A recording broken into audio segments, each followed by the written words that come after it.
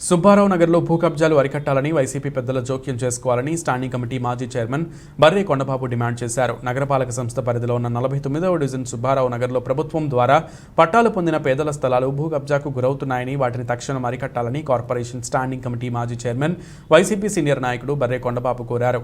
వైసీపీకి చెందిన నాయకుడే చాలా మంది మంత్రులు, ఎమ్మెల్యేల పేర్లు చెప్పి పేదలను భయపెట్టి వారి స్థలాలను అన్యాక్రాంతం చేస్తున్నందున పార్టీ పెద్దలు తక్షణం జోక్యం చేసుకోవాలని కోరారు.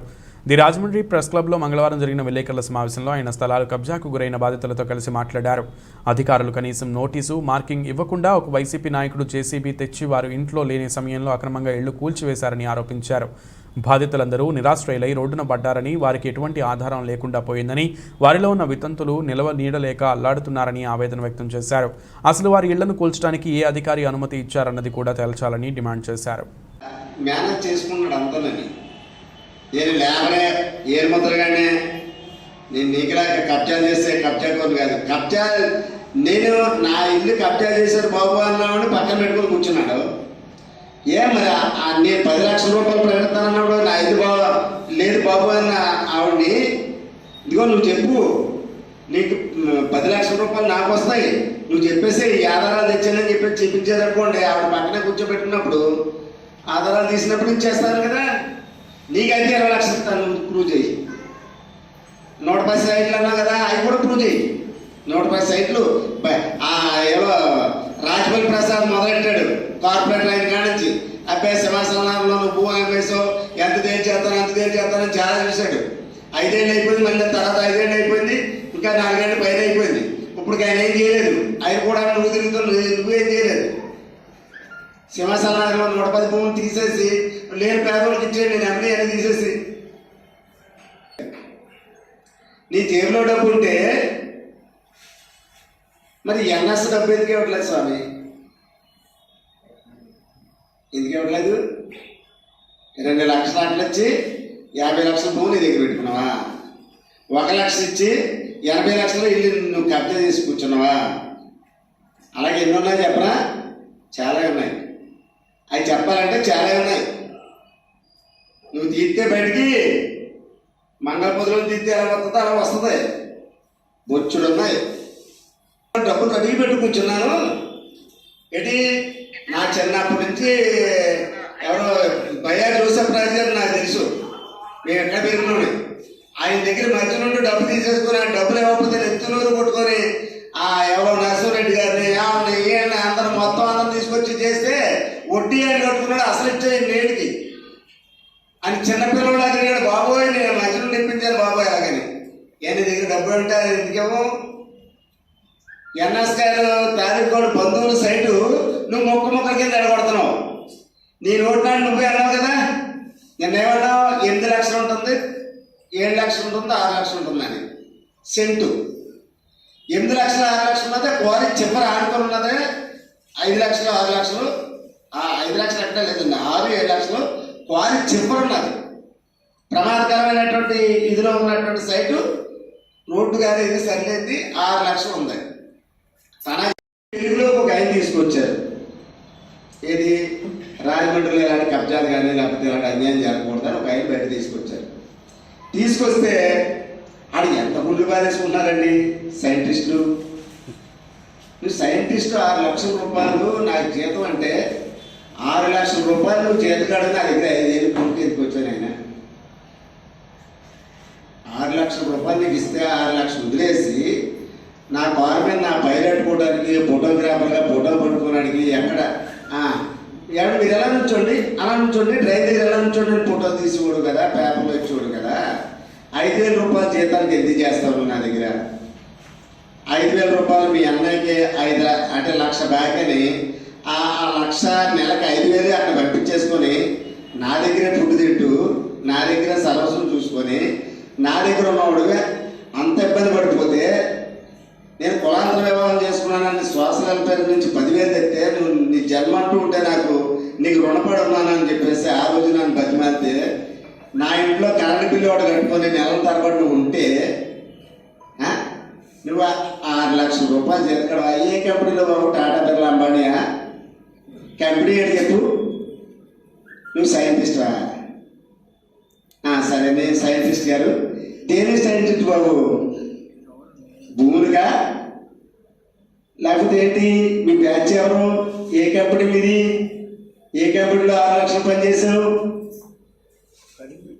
సరే సైంటిస్ట్ గారు, ఈ భూములు అంటే 6 లక్షల ఉద్దేశం వచ్చావంటే ఇంకా ఎక్కువ రాబడి కోసం కదా వచ్చావు.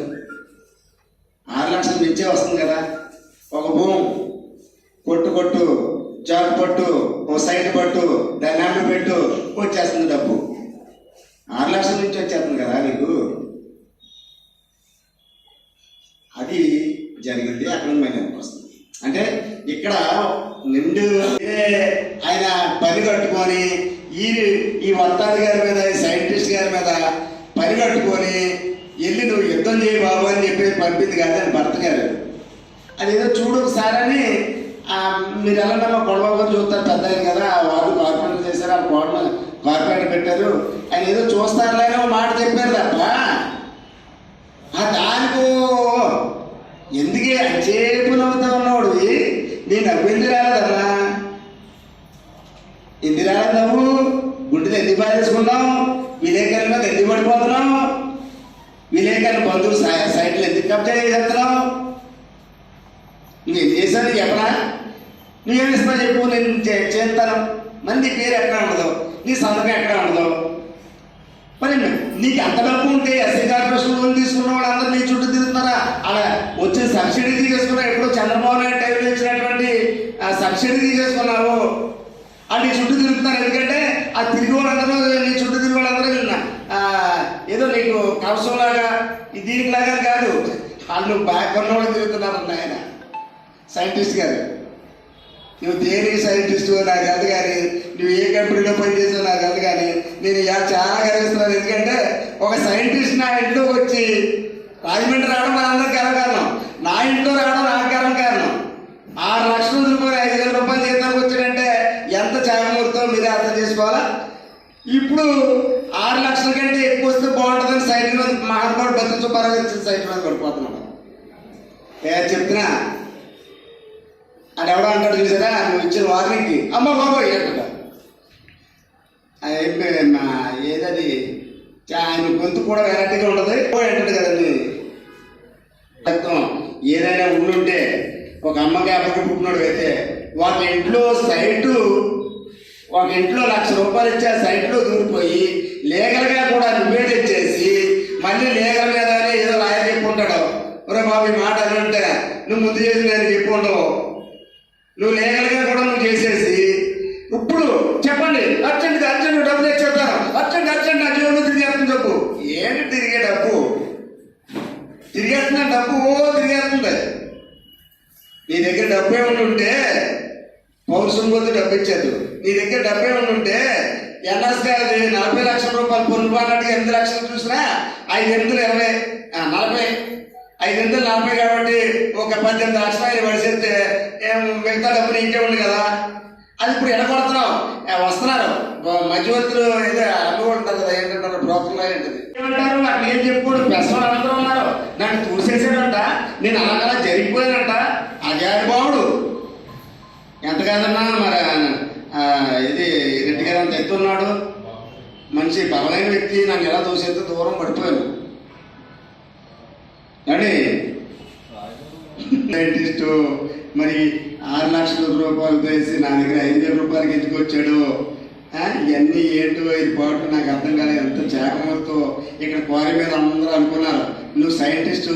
మరి ఏ కంపెనీలో నాకు తెలియట్లేదు, ఎక్కడ జీతం తీసుకున్నాడో తెలియట్లేదు. పనులు చేస్తూ లేనిపోని అని నేను చెప్పుకుంటూ వస్తూ ఇలాంటి 5 కబ్జా చేశాను. 5 నువ్వు రాయాలంటే నువ్వేమేస్తావు చెప్పు. నేను 10 లక్షలు ప్రకటించాను. కానీ ఈ సైంటిస్ట్ గారు ఏంటంటే తెలుసా అండి, అబ్బా వీరు మళ్ళీ ఆ పేరు ఎక్కడ సండకూడదు. వారు కూడా ఉన్నామని ఎన్ఎస్ గారి సైట్ ఉందనుకోండి, ఒకడు పెడతాడు కూడా ఉన్నామని. ఆడు ఇక్కడే కూర్చున్నాడు నిన్న. మరి ఆయన ఆ డబ్బు కూడా 16 లక్షలు వస్తుందో రాదో, 2 లక్షలు ఇచ్చాడు, ఆ డబ్బాన వస్తుందో రాదో అనే భయంతో ఈయన ఎంత సైంట్ ఇది విలేకరైనా సరే తీసిపోయి చెప్పాలమ్మా అలా చెప్పాలమ్మా రామారాయణ అడిగేది అలా చెప్తే డబ్బు రాదేమో, ఇలా చెప్తే ఎంత పిసుకోవాలి పరిస్థితి చేస్తున్నారంటే దీని వెనక ఎవరున్నారు నాయన? నీ వెనక పెద్ద పెద్దోడి పేరు చెప్తున్నా కదా, వాళ్ళు అర్థం చేసుకుంటారని పెట్టాను. నేను ఈ ప్రెస్ మీట్ పెట్టడానికి కారణం ఏంటంటే ఈ బుచ్చిగాడు ఈడు గురించి కాదు నేను పెట్టింది. వీడు వెనక ఉండి ఆడిస్తున్నారని చెప్పుకుంటున్నాడు కదా, వాళ్ళు అర్థం చేసుకోండి, చేస్తున్న పనులు అర్థం చేసుకోండి. నేను మిమ్మల్ని విమర్శించడానికి మాట్లాడట్లేదు. పెద్ద పెద్ద పేర్లు ఉపయోగిస్తున్నాడు. ఆ పెద్ద పెద్దోళ్ళ పేర్లు ఉపయోగించి చిన్నవాళ్ళందరూ భయపడుతున్నాడు. ఇలాంటి అమాయకుల్ని, పేదల్ని, వాడికి ఇల్లు ఇవ్వడం లేక వర్షాన్ని తడుస్తూ ఒక విషయం చెప్తే ఎంత బాధాకరం అంటే, ఈ అమ్మాయి భర్త ఆటో నడుపుకుంటాడండి. ఈ అమ్మాయి భర్త ఆటో నడుపుకుంటుంటే ఆటోలో ఉంటుండగా పిడిచి చెప్తే ఇలా యాక్సిడెంట్ ఫుల్ కుదిరితే వెళ్ళి స్తంభాన్ని కుదిరేసి స్పాట్లో తెచ్చిపోయాడండి. ఇంకా ఇల్లు దాటలేదు, మూలం కూర్చున్నానండి. ఈ అమ్మాయి ఎలా ఉంటుండగా నేను ఆ రోజు లేను, చూడడం లేదు, ఆ పాట పీకించేశారండి. ఆ అమ్మాయి పిల్లలతో ఉంది కాబట్టి పిల్లలతో ఆ అమ్మాయి ఇల్లు పీకించేశారండి. ఈయన తల్లి సంపాదించిన ఆస్తి అది. వీళ్ళు అక్కడే పుట్టారు, ఈవిడ కూడా అక్కడే పుట్టింది. ఆ ఇల్లు తీయించేశారండి. ఆ అమ్మాయి భర్త లేకుండా ఉన్న అమ్మాయి భర్త చనిపోయిన చూసినా 5/20 40 5/40 కాబట్టి ఒక 18 లక్షలు పడిసేస్తే మిగతా డబ్బులు ఇంకే ఉంది కదా. అది ఇప్పుడు ఎడగొడుతున్నాం. వస్తున్నారు మధ్యవర్తులు, ఏదో అమ్మ ఉంటారు కదా, ఏంటంటారు బ్రోకర్లో ఏంటది సైడ్లో రియల్ ఎస్టేట్. ఆ రియల్ ఎస్టేట్ వస్తున్నారు, 4 ముక్కలకి ఎడగొడుతున్నారు. అమ్మాలి నువ్వు డబ్బు ఇవ్వాలి, అది అమ్మడితే ఆ డబ్బు ఇవ్వడం. ఆ కబ్జా చేయడాన్ని కూడా ఎవరో చేశాడు నేను అడుగుతున్నాను, నేను మధ్యవర్తున్నాను, పెద్ద మనిషిగా ఉన్నాను. మరి అక్కడే వాళ్ళు కబ్జా చేసాడు, ఇదే ప్లేస్ లో కూర్చున్నాడు. మీరు ఇంటి వచ్చి చూడండి, ఎన్ఎస్ గారి భూమి కబ్జా చేసిన వ్యక్తి ఇక్కడే ఉన్నాడు, నీ పక్కనే. ఆ విజయ్ గారి భూమి కబ్జా చేయకపోతే ఆ తెలుగులో రాదండి. ఆ విజువల్స్ అన్ని నా దగ్గర ఉన్నాయి. నేను మాట్లాడుతున్నానంటే నువ్వు పెద్ద మనిషి కాదు. ఆ వేళ నీ మీద ఎవరైతే అబ్బాయి వికలాంగుడు ఉన్నాడో తనను ఎత్తుకొని తీసుకొస్తూ విలేకరులకు సంబంధించిన భూమి కూడా కబ్జా చేస్తారు బాబోయ్ అని ఎత్తుకున్నటువంటి పేపర్ కటింగ్లు కానీ విజువల్స్ కానీ అన్నీ నా దగ్గర ఉన్నాయి, బయటకు వస్తాయి. పెట్టమనండి. నేను చెప్తున్నా, నీ పక్కనే కూర్చుంది 5 సెంట్లు భూమి తీసేసాడు అని చెప్పేది రాకుడు. ఆ పక్కన ఉన్న ఆవిడ ఎంక్వైరీ చేయించు. నీకు 20 లక్షలు ఇస్తారు, అందరూ 10 లక్షలు ఇస్తారు. కానీ సైంటిస్టు కదా, మరి నీ 6 లక్షలు రేంజు, మరి అందరిది అంటే 1,50,000 రేంజు. కాబట్టి నీకు 20 లక్షలు ఇస్తాను. నీ పక్కన ఉన్న ఆవిడతో రుజువు చేయించే. నీకు వెనకాల పెద్ద పెద్ద వాళ్ళు చెప్తున్నా కదా, హోమ్ మినిస్టర్ లెవెల్లో ఉన్న పేరు చెప్పుకుంటున్నావు, పెద్ద పెద్ద ఎమ్మెల్యేల పేరు చెప్పుకుంటున్నావు. కాబట్టి వాళ్ళ గురించి నేను పెట్టే ప్రశ్న, నీ గురించి అయితే కాదు. నేను చాలా పెద్ద పెద్ద వాళ్ళు ఎదుర్కొంటూ వచ్చాను, నాకే కష్టం కాదు. ఇంకోటి ఏమన్నా నక్సలైట్ని అన్నావు కదా, నక్సలైట్ అంటే అర్చించు కష్టమేది. ఇప్పుడు ఆల్రెడీ దాంట్లో ఎలాగా ఆవిడ దాంట్లోనే ఓకే వెలుగులో తీసుకొచ్చిన నోటీస్ పంపించావు, కట్ట నువ్వు తీసుకుని ఈ కట్టలోను మాకు పంపించి ఈ కట్టలోను నాకు కూడా పంపుతాయేమో. రేపు పోలీస్ స్టేషన్ నుంచి వారెంట్ వస్తే నేను అంతా అరెస్ట్ వారెంట్లో ఉన్నాను, నేను పొద్దున్న సాయంత్రం వరకు. ఎందుకంటే నాకు బాబు ఒక వాయిదా వెళ్ళకపోతే అరెస్ట్ వారెంట్ ఇచ్చారు. ఇస్తే దానికి కలిగితే పోలీసు వాడు ఏడ మీరు పెట్టేసుకుంటే అర్జెంట్ పెట్టేసుకుంటే అంటే నేను అంతా కూర్చొని జ్వరంతుంటే అక్కడ కూర్చొని వారెంట్ రికార్డ్ చేయించుకున్నాను. సాయంత్రం 7 గంటలు బయటకు వచ్చాను. వెళ్ళి ఆ గుమ్మాల్లో నుంచొని ఆడు గుమ్మం అంట, లక్ష ఇస్తే గుమ్మం అయిపోయిందంట. ఇంకోటి లీగల్గా నేరాలన్నీ నువ్వు ఒప్పేసుకున్నావు. ఒక ఇల్లు టచ్ చేయాలంటే నేను బద్దలు కొట్టాను, అంతా మొత్తం బద్దలు కొట్టేసి ఇచ్చేసుకున్నాను చెప్పా కదా. నీకు అగ్రిమెంట్లో రైట్ ఇచ్చారా? నేను 1 మాటలు చెప్పుకోవడం కానీ అగ్రిమెంట్లో నీకు ఆవిడ ఏమన్నా నువ్వు ఇల్లు బద్దలు కొట్టాయని చెప్పేసి ఇచ్చింది ఆవిడ?